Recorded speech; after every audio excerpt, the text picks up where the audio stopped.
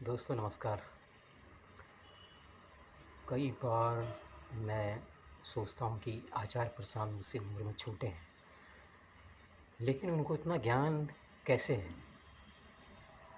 हर विषय पे वो एक कुंवारे हैं। लोग कहते हैं नहीं, वो शादीशुदा ज़िंदगी के बारे में क्या जानते हैं, लेकिन मैंने उनको देखा है। इतने लोग आते हैं, उनसे तरह तरह के सवाल पूछते हैं। गृहस्थ लोग भी आते हैं, वो सबकी समस्याओं का समाधान कर देते हैं और उच्च शिक्षित हैं, जिसको दुनिया ने एक पैमाना बनाया है। भारत में आईआईटी सबसे बड़ा तकनीकी संस्थान है। फिर प्रबंधन का सबसे बड़ा संस्थान आईआईएम है। जो सबसे बड़ी परीक्षा है यूपीएससी, वो भी उनका क्वालिफाई किया हुआ है। तो इतना जागरूक होंगे, इतना सब हासिल करने के बाद आदमी करोड़ों के पैकेज की ओर दौड़ता है। उसकी आकांक्षा टीनेजर से या किशोरावस्था से यही रहती है कि मैं इतना सारा पैसा कमाऊंगा, हवाई जहाज मंगूंगा, इस देश में जाऊंगा, वहाँ जाऊंगा, ये करूंगा, वो करूंगा। तो ऐसे दौर से निकल कर, वो भी उसमें कि जब वो 80 90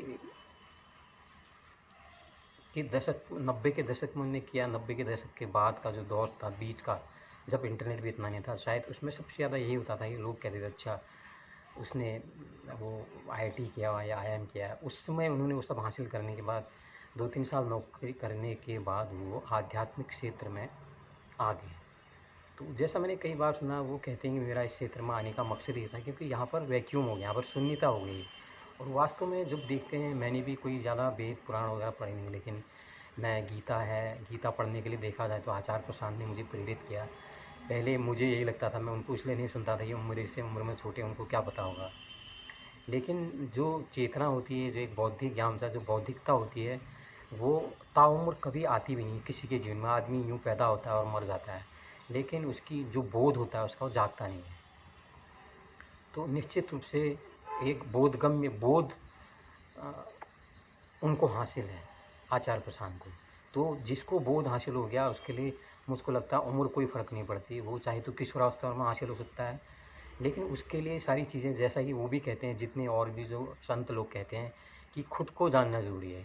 हम लोग खुद के चक्कर में इतना अहंकार से आवेशित होते हैं कि हम हर चीज़ में अपने आप को परिपूर्ण या औरों से ज़्यादा बड़ा समझते हैं। हर चीज़ में हम लोग तुलना करते हैं। तुलना जब हम करते हैं, दूसरे से करते हैं, यहाँ पर जो द्वैत वाली बात आती है, वो कहते हैं अद्वैत। दूसरे को आपने देखना ही नहीं है। जब हम अद्वैत की जब तक फीलिंग नहीं आएगी, हमारे अंदर का बोध नहीं जागेगा। तो इसलिए मैं समझता हूँ कि उम्र कोई चीज़ नहीं है। पहले तो हमें द्वैत और अद्वैत यही समझना होगा। बहुत से लोग आध्यात्म ही नहीं समझते हैं, तो वो द्वैत और अद्वैत तो कहाँ समझेंगे। तो हमारा सारा खेल मैं पे केंद्रित हो जाती है। मैं, मेरा परिवार, मेरा घर, मेरी सुख सुविधा। और हम लोग इस आवरण में, इस माया के खेल में इतने ज़्यादा अपने आप को ढक लेते हैं, कवर कर लेते हैं कि हम लोग ये भी नहीं जानते कि एक दिन हम इस दुनिया से चले जाएंगे, या हमारा कोई प्रियजन है वो हमसे बिछड़ जाए। उस घटना के लिए हम लोग तैयार नहीं होते हैं। तैयार इसलिए नहीं होते कि हमारे अंदर वो बोध तत्व नहीं होता है। अगर हम बोध के साथ ज़िंदगी जिएंगे तो हमको, मुझे लगता है, जो मृत्यु का भय है, जो और भय हैं इस सांसारिक दुनिया के, शायद वो कम हो जाए। तो ये सब मैंने आचार्य प्रशांत से जाना है। जो थोड़ा बहुत, मैं अभी जागा नहीं हूँ, तो बहुत उच्च स्तर पर पहुँच चुके हैं, मैं अब देख रहा हूँ। तो मुझे लगता है कि अगर एक पैमाना माना जाए सीढ़ी का, एक 100 उसको अगर 100 सीढ़ियाँ मानी जाए, तो वो लगभग ऊपर की जो 10 सीढ़ियाँ हैं, 90 से ऊपर की जो सीढ़ियाँ हैं, वो वहाँ पर पहुँच चुके हैं। और हम लोग तो शायद अभी 1-2 सीढ़ियों पे ही अटके पड़े हैं। तो कोई नहीं, मुझे ये भी लगता है कि जिस तरह से अभी वो कहीं मैंने इंटरव्यू देखा था कि पहले मुझे जानता कौन था, तो इंटरनेट के आने से अब याद उनके 80 लाख या करोड़ फॉलोअर भी हो जाएंगे बहुत जल्दी।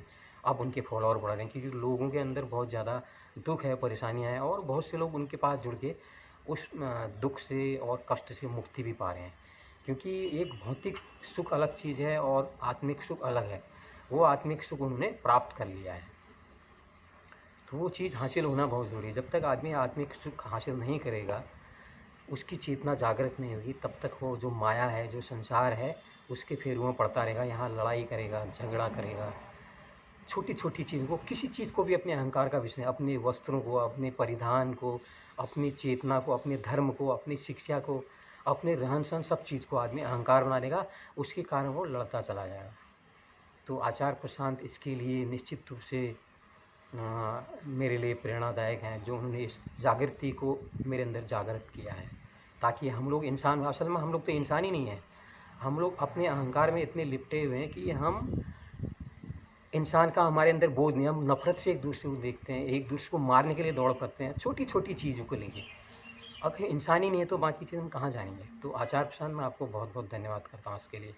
नमस्कार।